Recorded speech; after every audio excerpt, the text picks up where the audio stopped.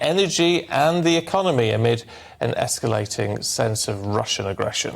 Liz Truss also urged the group to address the fundamental causes of energy and migration challenges and strengthened relationships with French President Emmanuel Macron, who she called a friend now, as they announced plans to work together to tackle migration.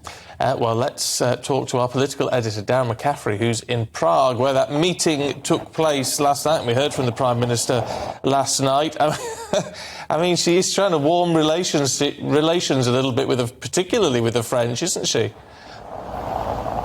Yeah, it really is, actually. It's been quite a change in tone in many regards and what we've experienced over the last couple of years, firmly saying that Emmanuel Macron is a friend, even though she suggested during the summer that that was open to question. And it has been a very, very deliberate attempt by the British to try and cosy up to the French on a whole series of issues, not least of all because, frankly, they're quite important to get through some very difficult periods. Let's look at one of them. When you look at energy supply, we've heard from the National Grid. You guys have been talking about it this morning, those possible power cuts. Well, Liz Truss's argument this week is that our country cannot go through the same thing year after year after year, that things like nuclear power stations need to be built, and the French are a nuclear powerhouse in Europe. Their involvement will be crucial in places like Sizewell C, for example, and potentially elsewhere. Migration, another key issue.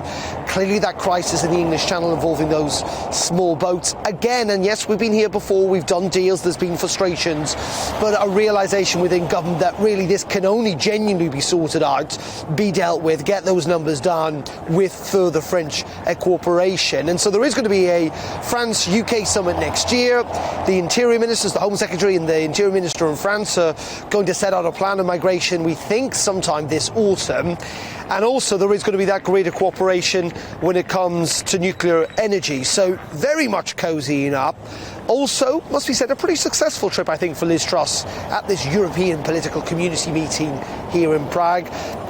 Brexit had an effect on our relationship with energy and our interconnectedness with the European market. Well, Britain has now rejoined the North Sea Energy Cooperation Group.